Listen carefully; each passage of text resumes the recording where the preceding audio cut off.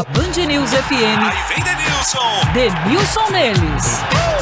Oferecimento Iveco Daily. Surpreenda-se com o novo Iveco Daily. Acesse ivecodaily.com.br e saiba mais. E Grupo Souza Lima. Eficiência em segurança e serviços.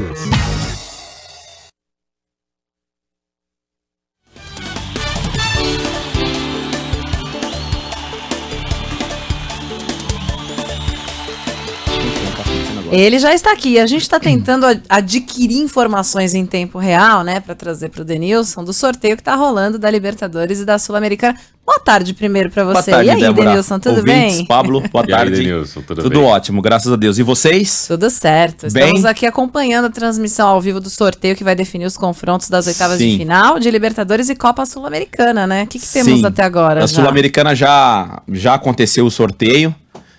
O Grêmio, por exemplo, pega um adversário... LDU, um adversário complicado. Atlético Paranaense também, se eu não me engano, já tá definido. O Independente Del Valle que pega o Red Bull Bragantino. Esse é um confronto muito, muito complicado. O América de Cali também é um adversário difícil. Tem o Santos que pega o Independiente da Argentina. Confronto complicadíssimo. Por que confronto complicadíssimo? O Santos vive uma situação extremamente delicada, né? Porque lutou para não cair no Campeonato Paulista, se salvou ali na última rodada. Na Libertadores não conseguiu avançar na fase de grupos. Diniz assume o comando e também não consegue fazer o time jogar. Inicia um Campeonato Brasileiro contra o Bahia tomando de 3. Então o torcedor santista especificamente tem que ficar preocupado. E aí vem um sorteio de Sul-Americana, você pega o Independente da Argentina, é só pra... Enfim, todos os times argentinos sempre é complicado quando você vai ter que enfrentar, fazer esse confronto com times argentinos. O Santos que tem agora, acho que às 19 horas a Copa do Brasil, também já precisando dar uma resposta de imediato e provavelmente a essa altura do campeonato o Diniz já tá sabendo do confronto e a cabeça dele já deve estar pensando lá no Independente da Argentina. Vai ter um Nacional e Peñarol. Acabaram de sair os primeiros resultados aqui da Libertadores. Vamos lá. Libertadores. Defensa e Justiça e Flamengo. Defensa e Justiça é um time da Argentina. Time argentino, tem um treinador que é o BKSS, que era auxiliar do Sampaoli, um treinador que me chama muito a atenção, porque nos confrontos recentes com o Palmeiras jogou de igual para igual, né? Um time que pressiona na linha alta, quando quer se defender tem o contra-ataque, então é um treinador que provavelmente com essa escola de Sampaoli vai dificultar. O Flamengo não pode achar que pegou um adversário... Na verdade, o discurso dos treinadores e dos jogadores é que na oitava de final de Libertadores não dá pra escolher adversário e tal, mas esse adversário do Flamengo é um adversário que o Flamengo tem que se preocupar. Boca Juniors e Atlético Mineiro. Nossa! Pablo, palma! Peraí, tem aplausos aqui pra você, ó. Que confronto, confronto. O Boca Juniors, apesar de não ser a equipe de outros anos, um time competitivo, um time bom, de qualidade, é um time que tem camisa, é um time que tem peso, é um time que na Libertadores dificulta a vida dos adversários. O Galo, que fez a melhor campanha geral da Libertadores, terminou em primeiro, então tem esse benefício de decidir em casa e jogar na La Bombonera. Jesus, né? E o Galo hoje eu coloco como um dos candidatos a ganhar a Libertadores, a lutar pelo título brasileiro, pelo elenco que eles montaram. Eu lembro do questionamento do torcedor do Atlético, da chegada do Cuca, que não foi unânime a chegada do Cuca. Ele deu uma declaração depois de algumas dificuldades no início do trabalho dele no Campeonato Mineiro, que inclusive sagrou-se campeão do Campeonato Mineiro, e ele pediu 10 dias para os torcedores, e realmente passou ali mais um pouquinho, mas ele conseguiu fazer o time jogar, tanto é que conseguiu a classificação geral, mas... Que confronto de Libertadores. Tem mais, hein? Fala aí, Débora. Palmeiras e Universidade Católica. Já é um confronto mais tranquilo, Débora, pro Palmeiras. É que, suave. Assim, acabei de falar aqui em relação ao discurso que provavelmente os treinadores e jogadores vão ter, de não escolher adversário, mas aí é um Palmeiras que já tá acostumado a jogar Libertadores, já tá acostumado a passar por esse momento de oitavas de final, que realmente mexe um pouco com a cabeça do jogador, mas aí é um confronto já mais tranquilo pro Palmeiras. Por enquanto, esse Boca e Galo, por enquanto tem sido o confronto aí que tá me chamando mais a atenção. Saiu mais um aqui, ó. Cerro Porteño e Fluminense. Jogo difícil também pro Fluminense. Apesar de que se pode dizer surpresa, para mim tem sido o desempenho do Fluminense. Fluminense, quando montou esse time, e a gente pode falar que é uma mescla de jogadores mais jovens com a experiência, aí dentre eles o Fred, que eu acho que é a grande referência. Nenê também, né? O Nenê também, que é um jogador extremamente importante nessa construção.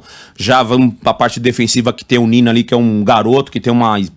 Parece que ele tem mais idade do que ele tem, né? Pela experiência da forma que ele joga dentro de campo, mas é um confronto já também perigoso para o Fluminense. Aí tem mais? Tem o Vélez da Argentina pegando o Barcelona de Guayaquil. Aí não tem brasileiro nessa disputa aí. Mas tranquilo pro Vélez. Muito tranquilo pro Vélez. O Vélez é um time também que tem um peso, uma camisa que tem peso, mas aí é um confronto já mais tranquilo pro seu adversário. Essa fase de Libertadores, a gente tem que ter muita atenção no primeiro jogo, né? O primeiro jogo decide muita coisa. Às vezes você consegue um resultado elástico no primeiro jogo, você vai muito mais tranquilo pra jogar em casa. E o São Paulo, hein? Com o Racing da Argentina. Ai, meu Deus. Ajuda nós, Dá a chacoalhada no computador, né, Já era, o pote já Pablo, foi. Sacode o computador. Mexe no pote novamente aí. São Paulo e quem? E o Racing? Mãe do céu do céu. E que eu vou falar o quê aí, mano? São Paulo... A redação tá em ajuda aí, choque. A redação tá em choque. Não, São Paulo é o seguinte. Meu Deus. Que pedreira. Apesar do histórico do São Paulo, enfim, tricampeão da Libertadores, o São Paulo vem fazendo um trabalho interessante com o Crespo. Desde o primeiro momento da chegada do Crespo, ele já começou a falar e priorizar o Campeonato Paulista. Tanto é que, se a gente pegar aí os principais clubes de São Paulo, que obviamente jogaram o Campeonato Paulista, o São Paulo acho que foi o único que jogou com força total quando chegou à reta final ali. Encarou como torneio sério o título que o São Paulo precisava. Isso, por quê? Porque desde a chegada dele, do Muricy, lá um pouco antes do Crespo, e o Muricy foi importantíssimo nessa escolha dos treinadores, enfim, entrevistas e tudo mais, se decidiram ali pelo Crespo e ele priorizou. Quero ser campeão paulista. E se a gente parar pra pensar, o São Paulo pode ser o único campeão nesse ano, né? Porque se a gente pensar que a Libertadores é uma competição extremamente difícil, enfim, a Copa do Brasil que tá entrando na terceira fase, que é uma fase delicada, normalmente tem alguma zebra aí, sei lá, o Corinthians em algum momento perdeu pro Retrô.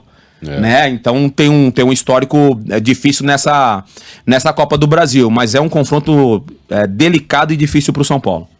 Aí tem o River Plate com o Argentinos Júnior, um confronto de argentinos, e saiu o adversário do Internacional. Esse que eu tô curioso, por causa da Renata Fã. É o Olímpia do Paraguai. Pegou a molezinha. Aí, tá vendo? Palmas pro Inter, Pegou a molezinha, pelo amor de Deus. Não, o Inter pegou...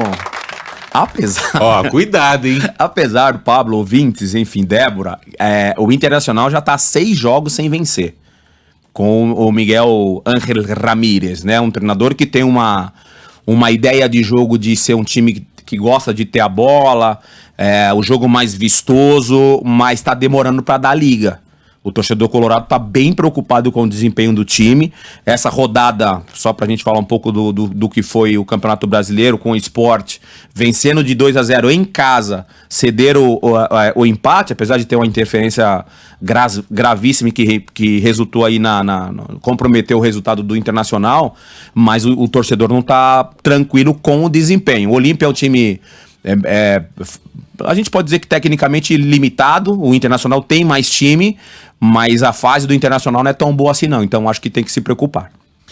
Denilson, o Rogério vem sendo muito criticado no Flamengo por não conseguir montar a defesa do Flamengo de uma maneira que seja mais sólida, tanto que o Flamengo toma pelo menos 2 gols por jogo. Sim. Como é que você avalia esse trabalho daqui pra frente, nos jogos de mata-mata? Dá pra pensar em um trabalho sólido ou você tem que fazer jogo por jogo ali? Como fez, por exemplo, nos 2 últimos jogos, jogando com o Pedro e o Gabriel. O Gabriel não jogou contra o Palmeiras, mas o Pedro jogou o jogo anterior da Libertadores. O time fica mais fixo, fica sem tanta mobilidade, mas também não toma tanto Não susto. precisa mais de mim não, o Pablo tá voando. Isso, Pablo, tá voando. Falou, Não, mas essa leitura, ela é super interessante e o futebol, como ele é tão dinâmico, quando o Pedro joga, o time realmente fica mais estático. O Pedro é meio que uma referência né, pros meio-campistas do Flamengo. Quando o Gabigol tá jogando, ele se movimenta mais, ele sai mais da área, ele cai pelos lados do campo. Então tem uma entrada de Gerson, tem uma entrada de Diego, Arrascaeta, Everton, Ribeiro, enfim. Há uma movimentação mais interessante quando joga Gabigol. Quando jogam os dois, Pedro e Gabigol, como isso aconteceu recentemente, por incrível que pareça, o resultado não foi positivo, né? Os dois não jogaram bem nessa partida.